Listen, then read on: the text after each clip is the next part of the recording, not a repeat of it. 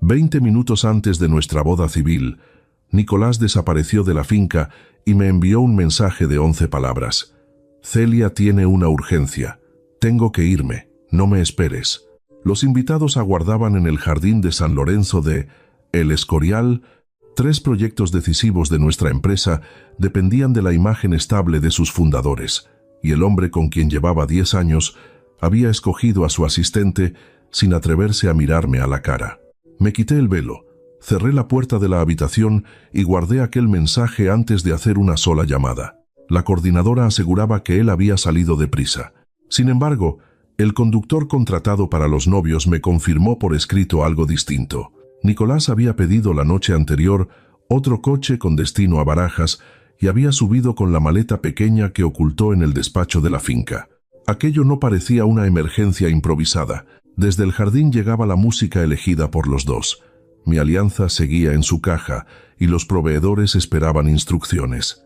La coordinadora me llamó 2 veces antes de que pudiera responder. «Valeria, ¿qué les digo?» Le pedí que detuviera cualquier anuncio y conservara la declaración del conductor y el registro del vehículo.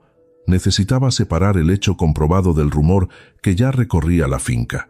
Tomás Aldana Quiroga, antiguo compañero de arquitectura, copropietario y representante del grupo familiar que financiaba nuestro mayor contrato, me encontró junto a la escalera. No intentó abrazarme ni hablar por mí. «Dime qué necesitas». «Que nadie mienta a los invitados». Bajé al jardín sin velo. Expliqué que Nicolás había abandonado la finca y que la ceremonia quedaba cancelada. No mencioné a Celia ni inventé motivos. Algunos apartaron los ojos, otros levantaron el móvil. Yo pedí que respetaran la privacidad de todos y fui hasta la mesa reservada para los documentos de la ceremonia. Saqué la pluma estilográfica de mi madre. Pensaba usarla para firmar mi matrimonio. Tuve que sujetarme la muñeca para dominar el temblor. Con ella firmé la cancelación de la ceremonia y de los servicios de la finca. Si alguna vez os hubieran dejado así, delante de todos, ¿habríais protegido las apariencias o habríais contado la verdad? Suscribíos a Alma de Corazón y decidme en los comentarios qué habríais hecho vosotros. Yo, mientras cerraba aquella pluma, entendí que callar por dignidad no significaba aceptar una mentira. Tomás procuró que tuviera un coche y que nadie me siguiera. Antes de marcharme, revisé el correo compartido de organización para cancelar los servicios pendientes. Entre facturas de flores y catering apareció la vista previa de una confirmación enviada por la agencia habitual de Serrano Patrimonio S.L., Madrid-Lisboa. 2 pasajeros. El correo había llegado a una carpeta administrativa gestionada por Celia. No lo abrí desde el teléfono de la empresa, hice una copia desde mi acceso autorizado y anoté la hora. Entonces entró otro mensaje, esta vez de Nicolás. No pedía perdón. Me enviaba un texto preparado para comunicar que yo había sufrido una crisis, había suspendido la boda y necesitaba alejarme temporalmente del trabajo. Le respondí con una sola frase: «No voy a firmar tu versión». 3 minutos después, mi calendario ejecutivo dejó de sincronizarse. El bloqueo del calendario confirmó que el mensaje no era un gesto torpe para salvar una boda rota. Nicolás estaba usando la estructura de la empresa antes de que yo pudiera comprender qué había planeado. Desde mi ordenador personal abrí la copia de la reserva, utilizando el enlace que la agencia había enviado a los 2 fundadores para justificar cualquier gasto corporativo.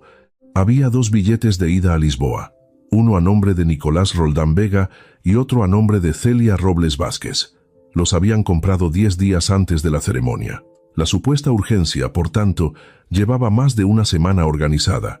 El coche hacia Barajas también figuraba reservado desde la noche anterior, justo cuando Nicolás cenaba conmigo y me pedía que descansara porque al día siguiente empezaría nuestra vida juntos. El detalle más extraño estaba en la segunda página. Solo Nicolás tenía billete de regreso a Madrid, 3 días después. Celia no. Guardé los archivos originales, la confirmación de pago y las cabeceras de los correos. No sabía todavía qué significaba aquel regreso en solitario, y precisamente por eso no quise completar el vacío con mi rabia. Nicolás me llamó desde Lisboa al anochecer. Celia estaba desesperada. No podía dejarla sola. «Comprasteis los billetes hace 10 días». Hubo un silencio breve. La situación venía de antes. Iba a explicártelo al volver. Podemos aplazar la boda. No has aplazado nada. Te has marchado. Intentó convertir la conversación en una negociación. Me pidió que publicara el comunicado que había redactado y dijera que yo había cancelado por agotamiento. Según él, así protegeríamos los contratos y podríamos arreglar lo nuestro sin exposición. Me prometía volver en 3 días, como si la fecha de su billete demostrara lealtad. Si te importa la empresa, asumirás tu parte, dijo. Mi parte es no mentir. Después de colgar, envié a los demás socios una comunicación sobria. La ceremonia se había cancelado porque uno de los contrayentes abandonó la finca antes de celebrarse. Cualquier cuestión empresarial debía tratarse mediante canales formales. No cité a Celia ni adjunté billetes. Separar el daño personal del profesional era la única forma de defender ambos. Copié el mensaje en un correo certificado y pedí acuse de recibo. Así nadie podría sustituir después mis palabras por una versión más conveniente. Nicolás hizo lo contrario. Habló con empleados clave y afirmó que yo estaba hundida, reaccionaba sin control y necesitaba una pausa. Cuando traté de acceder al calendario de dirección, a las fichas de los 3 hoteles históricos y a varios expedientes de obra, descubrí permisos revocados. Anoté la hora de cada bloqueo, fotografié los avisos y preparé un inventario de los documentos que aún conservaba legalmente como fundadora y socia. También protegí la correspondencia enviada por Nicolás desde Lisboa. En uno de sus correos volvió a exigirme que reconociera una reacción emocional desproporcionada. En otro, ordenaba a Celia centralizar la información de los proyectos hasta nuevo aviso. La rapidez de aquellas órdenes mostraba que no solo quería controlar el relato de la boda, estaba construyendo un motivo para apartarme del trabajo. Revisé las copias de alertas que Contabilidad me había enviado antes del bloqueo. Meses atrás habían señalado gastos poco habituales, y Nicolás los justificó como atenciones a clientes y desplazamientos imprevistos. Al ver Lisboa en la reserva, recordé que varias de esas advertencias también estaban vinculadas a viajes y pagos autorizados por él. Abrí el primer archivo. La dirección del proveedor no correspondía a un restaurante, un hotel ni una consultora. Era una clínica obstétrica del barrio de Salamanca. Las alertas no contenían historiales médicos, solo copias de facturas pagadas con la tarjeta corporativa. Aún así, bastaron para mostrar un patrón.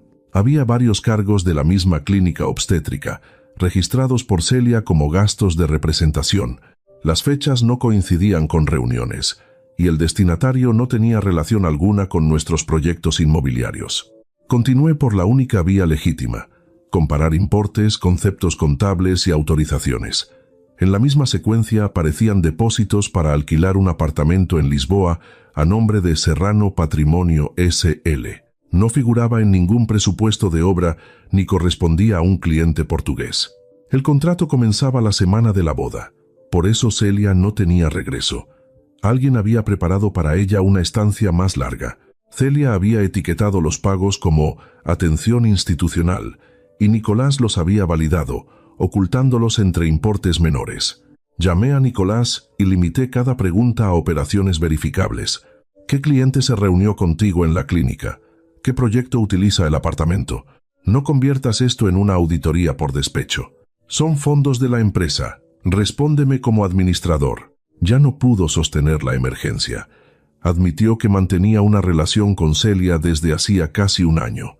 6 semanas antes de la boda, ella le había comunicado que estaba embarazada y le exigió que la eligiera públicamente. Si él se casaba conmigo, acudiría a la finca y contaría la verdad delante de todos. Apoyé el teléfono sobre la mesa porque los dedos ya no me obedecían. Nicolás presentaba cada decisión como algo que le había sucedido. La llevé a Lisboa para evitar un escándalo. Iba a volver, explicártelo y organizar otra ceremonia.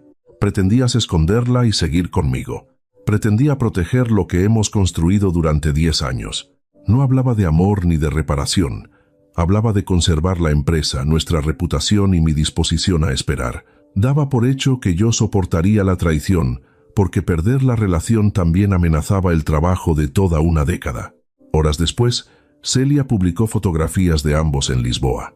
En una aparecían ante el edificio del apartamento. En el texto se describía como una mujer embarazada a quien yo intentaba separar del padre de su hijo. No mencionaba los fondos corporativos ni la boda abandonada. Nicolás no rectificó.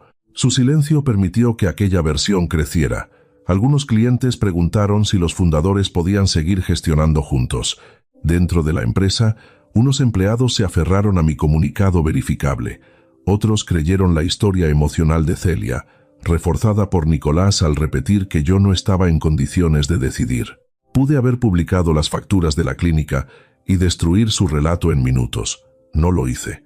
Un niño que aún no había nacido no debía convertirse en prueba viral ni en instrumento de castigo. Guardé los documentos en un archivo protegido y concentré mi respuesta en el uso del dinero societario, la manipulación del acceso y las decisiones de gobierno. También dejé constancia escrita de que aquellos archivos solo podrían mostrarse al auditor en la medida imprescindible para identificar el gasto. No era indulgencia hacia Nicolás, era una frontera que él no decidiría por mí. Esa reserva me costó ventaja inmediata.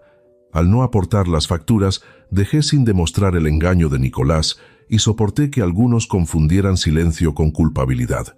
Pero también evité que la cuestión central quedara enterrada bajo una guerra íntima. 2 días después, recibí la convocatoria de la Junta de Socios. Nicolás había presentado un informe donde afirmaba que mi inestabilidad emocional ponía en peligro la rehabilitación de 3 hoteles históricos. Incluía retrasos atribuidos a mi equipo y advertía de posibles penalizaciones.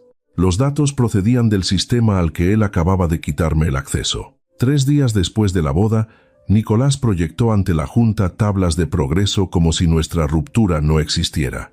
Señaló entregas supuestamente vencidas y afirmó que yo había dejado de coordinar al equipo antes de la ceremonia. Cada vez que pedía abrir el expediente original, respondía que mis permisos estaban suspendidos por seguridad. No puedes usar un bloqueo que tú ordenaste para impedir que compruebe tus acusaciones, dije. El bloqueo fue necesario por tu conducta. Era un círculo diseñado para cerrarse sobre mí. Sin acceso no podía refutar los retrasos. Los retrasos justificaban mantenerme sin acceso. El golpe real llegó cuando el grupo Aldana, nuestro mayor cliente, suspendió el contrato de los 3 hoteles para realizar una evaluación técnica y de gobierno. Aquella pausa amenazaba la tesorería, la reputación y la continuidad de parte de la plantilla. Tomás conocía mi trabajo desde la universidad, así que se apartó voluntariamente del proceso. El expediente irá a un comité técnico independiente, me informó. No puedo prometerte el resultado ni adelantarte información. Eso es exactamente lo correcto. Los socios no implicados solo veían el informe de Nicolás y el riesgo de perder al cliente principal. Aprobaron mi suspensión temporal como directora creativa mientras se verificaban los hechos. Mis arquitectos quedaron bajo el mando provisional de Nicolás, administrador y director ejecutivo, que controlaba la información entregada a la misma junta que debía juzgarme. Pedí que mi voto en contra y la falta de acceso constaran en acta. Al salir, Celia había retirado mi nombre de 2 calendarios de obra. La puerta de mi despacho aún se abría, pero las decisiones ya pasaban por otra mesa. Me ardieron los ojos al ver vacío el lugar de mi firma. Pasé el dedo por la pantalla y recordé las noches corrigiendo aquellos planos, las visitas de obra al amanecer y cada decisión que aún llevaba mi criterio aunque ya no llevara mi nombre. Podía perder no solo la empresa, sino la autoría visible de edificios que había acompañado durante años. Me obligué a apartar la vista de los calendarios. El daño ya no se corregía con una reacción pública. Necesitaba demostrar quién había cambiado los registros y cuándo, sin mi permiso. Elegí una vía más lenta y arriesgada. Contraté a un perito informático para revisar las copias, la historia de accesos y los rastros del sistema que podía solicitar como socia. Después envié un requerimiento formal para auditar el avance de las obras, los gastos de viaje y las modificaciones de documentos. El perito no debía interpretar mi ruptura ni buscar mensajes íntimos. Su encargo se limitaba a preservar huellas técnicas, comparar versiones y documentar permisos.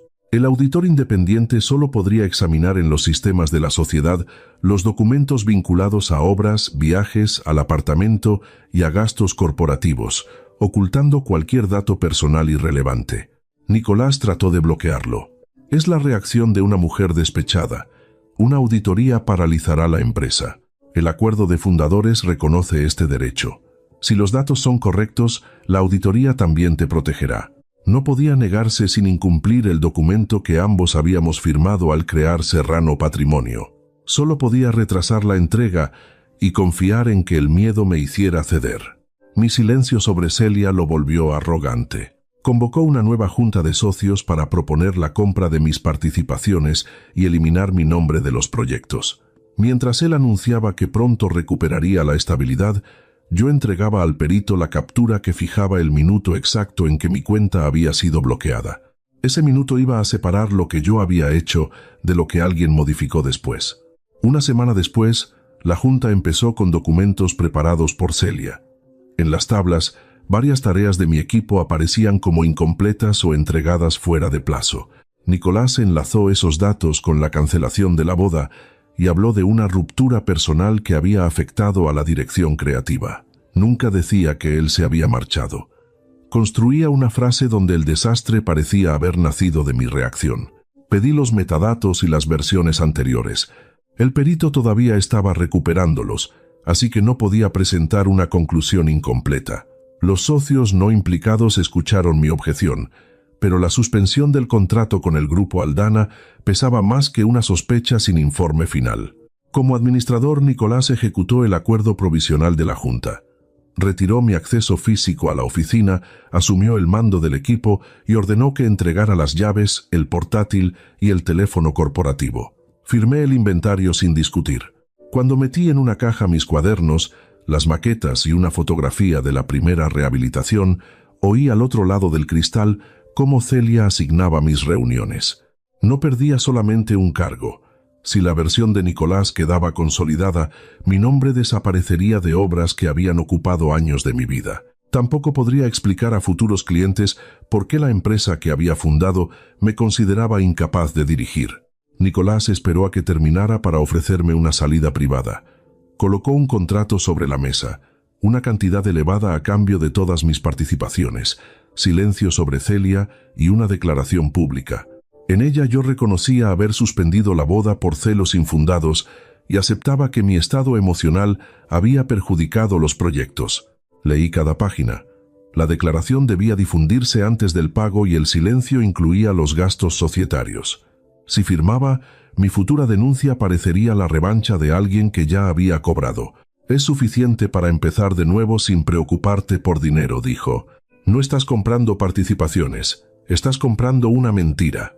Estoy evitando que destruyas lo que levantamos juntos. Piensa en los empleados. Utilizaba a la plantilla como antes utilizó nuestros 10 años. Si me defendía, yo sería responsable del daño que él había preparado. Nicolás estaba convencido de que elegiría el dinero porque ya no tenía despacho, cliente principal ni mando sobre mi equipo. Rechacé la oferta y el compromiso de confidencialidad. Luego entregué llaves y dispositivos según el acta. No ocupé mi despacho, no retuve archivos y no pedí a nadie que desobedeciera. Cada procedimiento respetado cerraba una nueva puerta a sus acusaciones. Antes de sellar la caja, anoté en el inventario hasta el último cargador. Nicolás observaba, esperando una escena que pudiera describir ante la Junta. Recibió documentos firmados y copia de cada entrega. Antes de salir, registré ante la Junta la activación de la cláusula de auditoría independiente del acuerdo fundacional. El texto obligaba a preservar servidores, expedientes y registros de gastos, e impedía que cualquiera de los dos socios fundadores eligiera unilateralmente el alcance o al auditor. Nicolás había firmado aquella protección años atrás, cuando imaginaba que solo serviría contra terceros. Estás apostándolo todo a unos datos que quizá no existan, me advirtió. Estoy apostándolo a lo que hicimos de verdad. Salí con la caja en brazos. Llovía. Dentro del ascensor la apreté contra el pecho hasta que se cerraron las puertas. Solo entonces me permití respirar a trompicones. Ya no podía cruzar la puerta de mi propia empresa. Tomás llamó, pero solo le confirmé que cooperaría con el comité técnico. Al día siguiente, el perito me envió el primer resultado recuperado.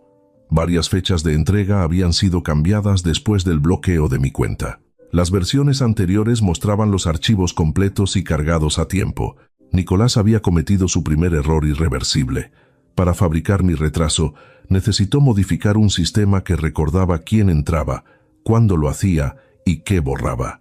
Durante las 2 semanas siguientes, el perito reconstruyó la historia de versiones en un entorno sellado.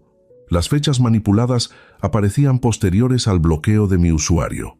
Yo no tenía permisos cuando se marcaron como tardías las entregas de mi equipo, y las copias automáticas conservaban los archivos originales subidos dentro de plazo. Cada archivo llevaba una huella digital y una cadena de custodia que permitía a cualquier tercero repetir la comprobación. No me conformé con una sola fuente. Solicité que el auditor comparara el servidor con las cámaras de la oficina y los registros de entrada. Las imágenes mostraban a los arquitectos presentando maquetas y documentos en las fechas previstas. Los accesos confirmaban su presencia. 3 sistemas independientes contaban la misma historia. Después apareció una orden de Nicolás. Ciertos expedientes ya terminados debían permanecer en una carpeta interna y no enviarse al cliente. Días más tarde, él utilizó esa falta de envío para atribuirme retrasos. No había corregido una crisis, la había creado y luego la presentó como prueba de mi incapacidad. La auditoría amplió el examen a los viajes. Los billetes a Lisboa figuraban como visita a un cliente inexistente. No había agenda, reunión ni proyecto. El apartamento alquilado por Serrano Patrimonio tampoco tenía uso empresarial. Nicolás había empleado la sociedad para ocultar gastos privados y ofrecer a Celia la apariencia de una vida nueva. El hallazgo más revelador no fue una factura. En el servidor apareció un borrador de comunicado eliminado antes de la boda.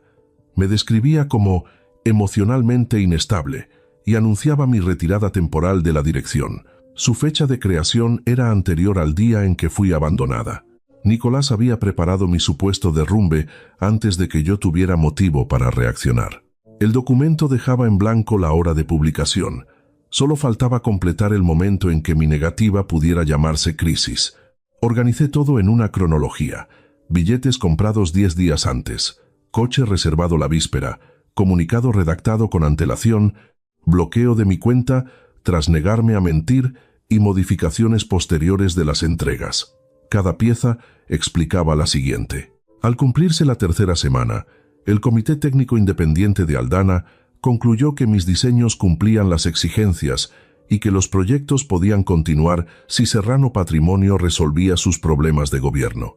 La evaluación anulaba el argumento profesional de Nicolás, aunque no me devolvía automáticamente el puesto. La decisión seguía en manos de los socios. Durante esa espera, Tomás me pidió hablar fuera de cualquier oficina. Me confesó que me quería desde nuestros años de arquitectura en Madrid. He callado porque elegiste a Nicolás, dijo, y ahora tampoco quiero que mi sentimiento se convierta en otra presión. No estoy preparada para una relación. Entonces no habrá relación. Tu respuesta no cambia el informe ni el contrato. Aceptó el límite sin dramatizar, promesas ni favores. Aquella diferencia fue incómodamente clara. Tomás podía quererme sin apropiarse de mi decisión. Nicolás había llamado amor a la certeza de que yo nunca me iría porque había invertido demasiado. Cuando los auditores pidieron explicaciones, Nicolás cambió de versión. Primero dijo que Celia había corregido errores. Después, que los responsables de proyecto solicitaron los cambios. Por último, que se trataba de actualizaciones automáticas. Los registros contradecían las 3 respuestas. Los socios no implicados aceptaron revisar el expediente completo en una junta decisiva. Faltaba aclarar qué significaba el billete de vuelta. Al revisar la cuenta corporativa utilizada para contratar el apartamento y los billetes, el auditor halló borradores que mencionaban ambos gastos. Ocultó los datos ajenos al uso de fondos sociales e incorporó solo los fragmentos relevantes. Nicolás preparaba mensajes distintos para cada mujer. Celia debía quedarse en Lisboa. Él volvería solo a Madrid 3 días después y me diría que todo estaba solucionado. No había huido para elegirla. Había diseñado una ausencia de 3 días para intentar conservarnos a las 2. 4 semanas después de la boda, la junta decisiva reunió el informe pericial, la auditoría de gastos y la conclusión del Comité Técnico Independiente. Nicolás llegó dispuesto a reducirlo todo a un triángulo sentimental. Valeria utiliza recursos societarios para castigarme porque nuestra boda no se celebró. No discutí sobre amor ni humillación.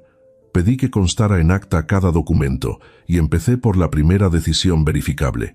El coche hacia Barajas, reservado la noche anterior. Después mostré los 2 billetes de ida comprados 10 días antes y la declaración firmada del conductor que confirmó la salida de Nicolás con la maleta. La urgencia había sido preparada. Continué con los gastos disfrazados de visitas comerciales, el apartamento de Lisboa sin proyecto asociado y el comunicado que me describía como inestable antes de que Nicolás me abandonara. Luego presenté el bloqueo de mi cuenta, las versiones alteradas por Celia, las cámaras y los registros de acceso que acreditaban el trabajo entregado a tiempo.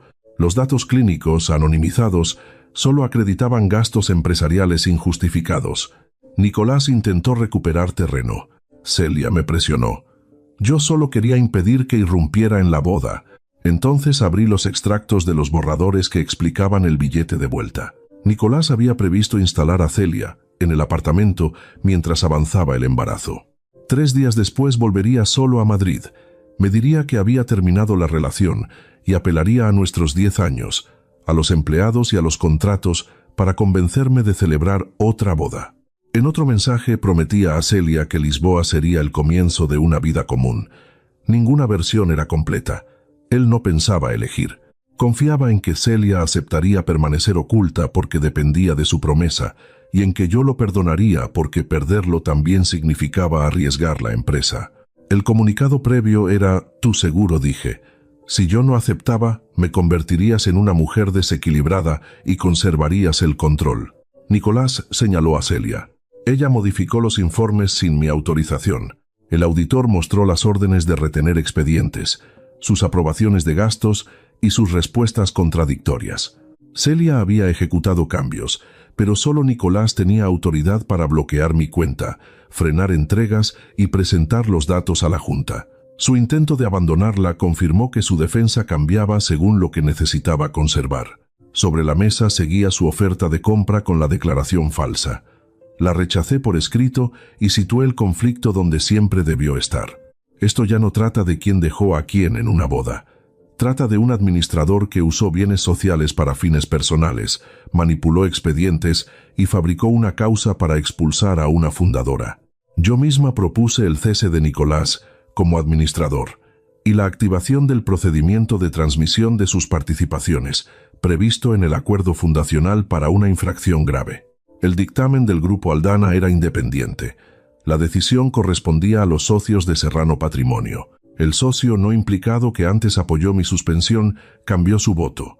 La Junta aprobó el cese e inició el procedimiento de transmisión. No le confiscaban nada en aquella mesa. Se aplicaban la valoración y los plazos pactados. La Junta acordó que la sociedad tramitara por escrito el despido disciplinario de Celia por alterar expedientes, clasificar gastos falsamente y utilizar datos internos para perjudicarme. Los borradores no fundamentaban esas medidas, solo aclaraban el billete de vuelta y desmentían a Nicolás. Al leerlos, Celia comprendió que él pensaba dejarla en Lisboa mientras regresaba a recuperarme. A partir de ahora, cualquier cuestión sobre el niño se tratará a través de los abogados, le dijo. No vuelvo a depender de tu palabra. Celia terminó la relación y salió sin mirarme. Nicolás permaneció frente a la pantalla apagada. Había intentado conservar a 2 mujeres, su reputación, la empresa y el dinero. Perdió cada cosa porque todas sus mentiras exigían registros distintos, y los registros terminaron encontrándose en la misma mesa. La misma resolución levantó mi suspensión temporal, pero no devolvió una empresa intacta. Al día siguiente tendría que volver al despacho, reunir a un equipo dividido y demostrar que ganar una votación era solo el comienzo de reconstruir lo que él había puesto en peligro. Una vez concluido el procedimiento pactado, Nicolás devolvió los gastos personales cargados a la sociedad, transmitió sus participaciones conforme a la valoración acordada y abandonó Serrano Patrimonio. No perdió el cargo por ser infiel, sino por emplear dinero empresarial, manipular documentos y fabricar una acusación contra otra fundadora.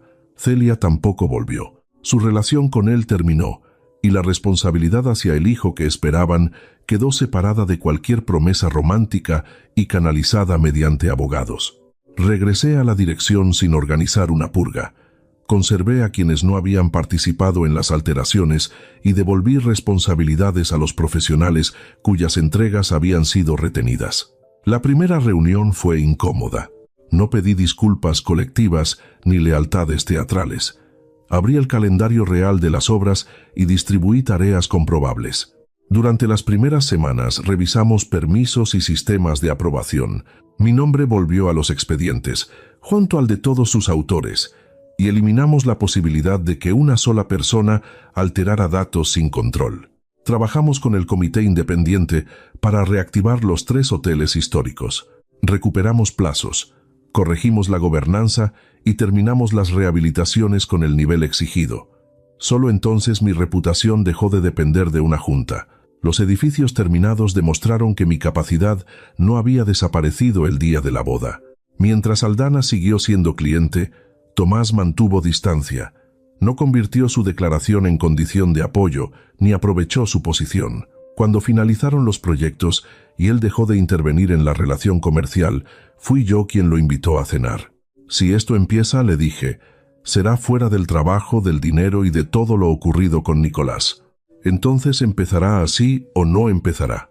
Durante más de un año observé decisiones pequeñas.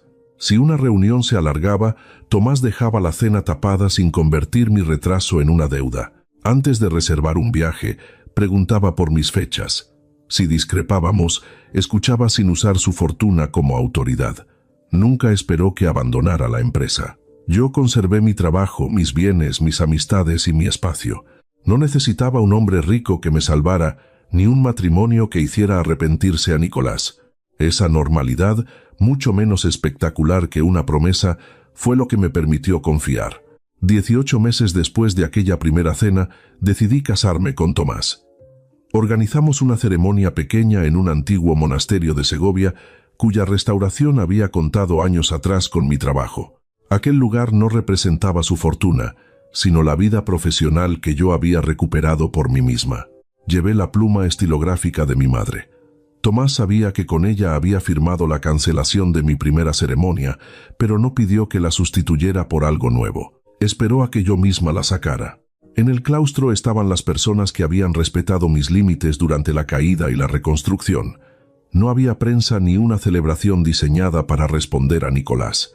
Las piedras restauradas del monasterio recordaban algo más sencillo. Conservar una estructura exige reparar lo dañado sin ocultar sus grietas. Cuando llegó el momento, firmé el acta matrimonial con la mano serena. Nadie me había dejado esperando, nadie me presionaba, y yo no intentaba demostrar nada al pasado. Elegía a Tomás no por ser multimillonario ni porque me hubiera amado durante años, sino porque sabía caminar a mi lado sin apropiarse del rumbo. Cerré el capuchón de la pluma y lo miré. El mismo objeto que había terminado una ceremonia donde otro hombre pretendía decidir por mí, marcaba ahora un matrimonio elegido con plena conciencia. No había recuperado solamente una empresa, un nombre o la posibilidad de amar. Había recuperado el derecho a decidir quién podía acompañar mi vida y bajo qué condiciones. Tomás me ofreció el brazo al salir del monasterio. No tiró de mí, esperó. Fui yo quien dio el primer paso.